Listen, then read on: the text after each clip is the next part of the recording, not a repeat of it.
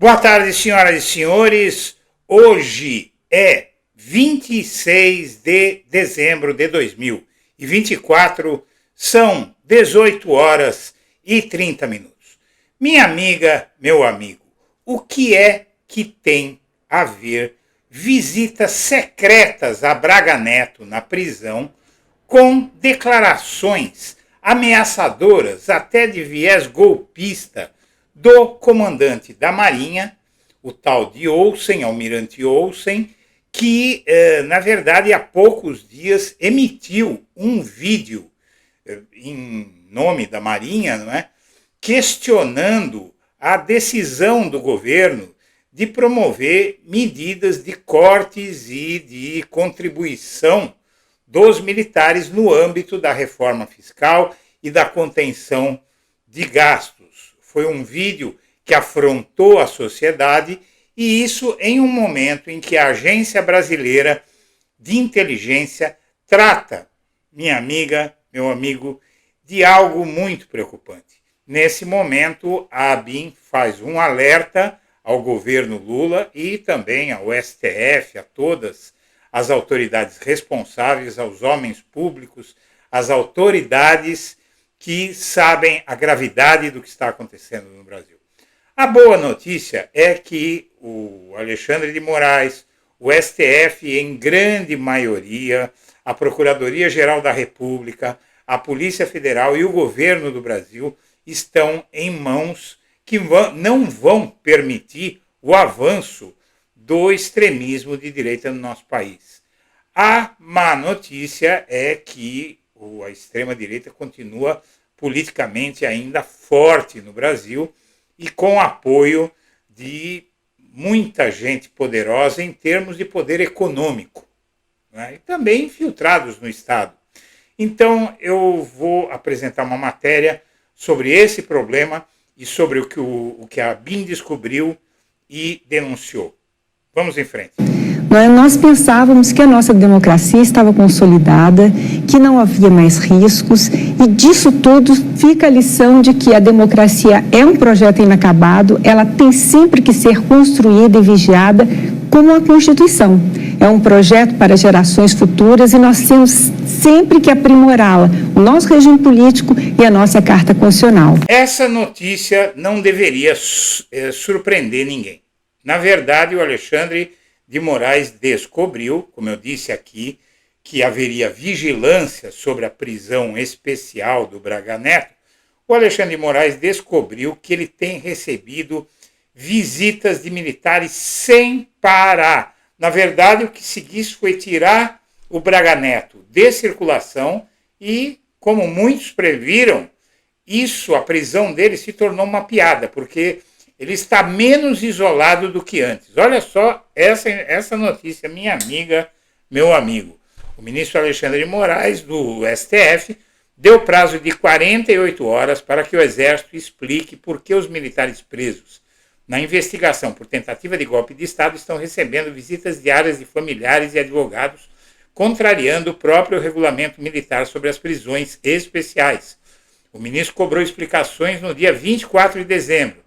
Decisão foi tomada após o Exército apresentar ao Supremo a lista de visitas recebidas pelos oficiais que estão detidos no Comando Militar do Planalto, em Brasília, e também no Comando Militar do Leste, área responsável pelo comando da 1ª Divisão do Exército no Rio de Janeiro. Braga Neto também está detido na área do Comando Militar do Leste, mas a decisão não envolve a ele. Segundo apurou a imprensa, as visitas ao ex-ministro Bolsonaro estão sendo feitas somente nos 3 dias da semana em que são autorizadas.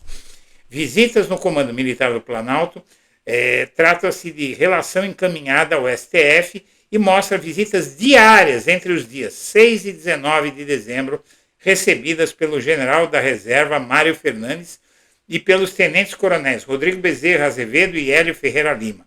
Já o Comando Militar do Leste encaminhou a relação de visitas ao tenente-coronel Rafael Martins de Oliveira, que foi preso no Rio de Janeiro. A lista mostra que as visitas têm sido praticamente diárias. A prática vai de encontro ao próprio regulamento do Comando Militar do Planalto, que prevê visitas às terças, quintas e domingos com casos excepcionais podendo ser autorizados pelo comandante da área. Advogados podem fazer visitas de segunda a sexta em horário comercial. Visitas devem ser agendadas previamente e regramento também prevê que, em casos excepcionais, o comando da área pode autorizar visitas em outros dias e horários. Os nomes dos familiares e advogados que realizaram as visitas foram autorizados por Alexandre de Moraes. Os ofícios para os dois comandos foram elaborados no dia 24 de dezembro. No andamento processual consta que os documentos foram expedidos somente nesta quinta-feira. O prazo de 48 horas passa a contar somente a partir do recebimento do documento pelos comandantes. O UOL procurou o Centro de Comunicação do Exército e aguarda posicionamento. Abre aspas. No que se refere aos dias de visitação, as visitas são realizadas às terças, quintas e domingos mediante agendamento prévio e excepcionalmente em outros dias, desde que autorizadas por este comando, sem nunca exceder os 3 dias de visitas semanais previstos. Não é isso que está acontecendo. Trecho da explicação enviada pelo general Ricardo Piai Carmona, comandante do Comando Militar do Planalto, ao ministro Alexandre de Moraes sobre as visitas aos militares detidos lá. E aqui a decisão de Moraes. Oficie-se ao comando da 1ª Divisão do Exército, general Eduardo Tavares Martins, ao comandante do Comando Militar do Planalto, general de divisão Ricardo Piai Carmona, e ao comandante militar do Leste, general do Exército Kleber Nunes Vasconcelos, para, no prazo de 48 horas, esclarecerem o desrespeito ao regulamento de visitas com autorização para visitas diárias. Ciência à Procuradoria-Geral da República. O Moraes nega pedido de soltura dos generais, como todos viram, e para ele o quadro que motivou a prisão de ambos se mantém. Agora, você veja aqui, minha amiga, meu amigo, se eles foram presos em prisão preventiva para tirá-los de circulação, para que eles não tenham acesso a outras pessoas que podem interferir na investigação, como é que eles recebem visita sem parar? Então, o que é que isso tem a ver com isto aqui que você vê? O comandante da Marinha, o Olsen, ele simplesmente tirou de circulação um vídeo em que um vídeo da Marinha em que os soldados, os membros da Marinha aparecem em treinamento, em tarefas árduas e entremeando essas cenas de árduas dos marinheiros com momentos da sociedade civil embaladas, passeando, dançando em festas, fazendo ginástica no parque, como se a vida dos civis no Brasil fosse uma maravilha e a dos militares uma dureza só. E aí o presidente Lula chiou muito e a Marinha apagou. Só que depois de apagar o vídeo polêmico, a Marinha publica mensagem na voz do próprio comandante. Enfático, Olsen cobra investimentos, destaca feitos da Marinha e por fim deseja Feliz Natal.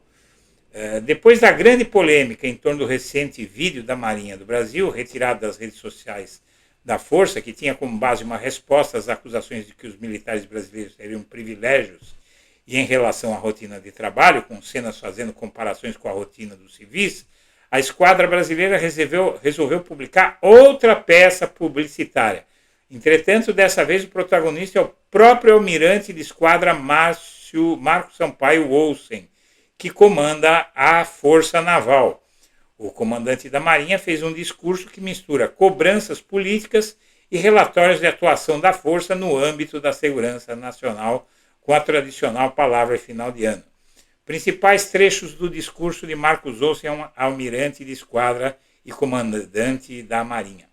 Dirijo-me à tripulação da Marinha do Brasil com o propósito de enaltecer os feitos perpetrados em 2024, no decurso alicerçada nos princípios que regem suas tradições indelegáveis e preceitos constitucionais. A instituição sobrepujou adversidades impostas com destreza e inflexível rigor. O ânimo dos marinheiros e fuzileiros de ofício ou afeição souberam otimizar os recursos disponíveis, mitigando os prejuízos à manutenção da condição de eficiência e emprego dos meios navais. Bom, eu queria saber que feitos foram esses, né? Eles falam tanto dos feitos deles e ninguém sabe que feitos são esses. Quais foram os feitos da Marinha em tempo de paz e que tenham contribuído significativamente com o Brasil. Eu não vejo nada. Você sabe de alguma coisa? A gente só sabe que eles estão contando que houve feitos, mas ninguém sabe dizer que feitos são esses. Seja como for, Alexandre de Moraes manteve a prisão dos generais Braga Neto e Mário Fernandes, e ele fez isso a pedido da Procuradoria-Geral da República, que está mandando vários recados que ninguém conte. Hoje pela manhã eu publiquei um vídeo que mostrava que o PGR ele chega ao cargo, o Paulo Gonet, ele chega ao cargo com um apoio maciço do bolsonarismo, que caiu na conversa de uns setores da esquerda aí, de que o Gonet era de direita, era conservador. E aí agora eles estão vendo que eles estavam enganados. A esquerda e a direita estavam enganadas sobre Gonet. Bom, você veja, continua aqui a violência policial no país, não é? PMs balearam um jovem que filmou a ação policial truculenta em São Paulo. Agora, sendo denunciados por vídeos, eles começam a retaliar quem faz vídeo, então para que as pessoas fiquem com medo de denunciá-los com esses vídeos. Né? Então isso está virando uma ditadura. E não é por outra razão que a ABIN deu um alerta que inclui inclusive a chegada ao poder de Donald Trump nos Estados Unidos. A ABIN vê ameaças a democracias como principais riscos para 2025 e alerta sobre eleições na região. Documentos da Agência Brasileira de Inteligência destacam o impacto das eleições em países vizinhos e fazem alerta sobre extremismo ideológico, realização de grandes eventos. A ABIN avalia que ameaças à democracia estão entre os principais riscos de segurança nacional, aí no caso no Brasil, para 2025, né? Segurança nacional, aqui dentro. Segundo apurou a coluna do jornal Estado de São Paulo, documentos da agência, da ABIN, alertam para a deslegitimação do processo eleitoral que o bolsonarismo vem fazendo, apesar de não haver eleição no país no ano que vem. A ABIN considera que o Brasil pode sofrer impactos de campanhas de desinformação contra eleições em curso na Bolívia, no Chile, no Equador e no México, que estão entre as nações que irão às urnas no ano que vem. O controle dessas ameaças para 2025, identificadas pelos servidores da ABIN, é crucial em um ano em que o Brasil sediará 2 grandes eventos internacionais. A 30ª Conferência das Nações Unidas sobre Mudanças Climáticas, a COP30, e a reunião da Cúpula dos BRICS, sigla para Grupo Geopolítico de Brasil, Rússia, Índia, China e África do Sul. Em outra frente, a ABIN fez alertas a órgãos públicos em todo o país sobre preocupações com atos de extremismo ideológico religioso e ataques às escolas. Em 2024, pelo menos 15 documentos de inteligência trataram especificamente de casos extremistas. Então, minha amiga, meu amigo, o Brasil ainda tem muito a fazer, como disse a nova presidente do Superior Tribunal Militar, a democracia é uma obra inacabada. Ela precisa ser regada e cuidada como uma plantinha todo dia. E o golpismo, o extremismo de direita, de ultradireita, está mais do que vivo no Brasil e é um grande passo tirar o Bolsonaro e a sua organização criminosa, né, nesse total de 40 pessoas de circulação. Mas há muito mais por fazer e a repressão ao golpismo no Brasil é algo que vai fazer a diferença entre continuarmos vivendo numa democracia ou cairmos no regime arbitrário que Bolsonaro e companhia tentaram implantar neste país entre 2022 e o limiar de 2023. Senhoras e senhores, eu agradeço a atenção e deixo meu abraço para todo mundo.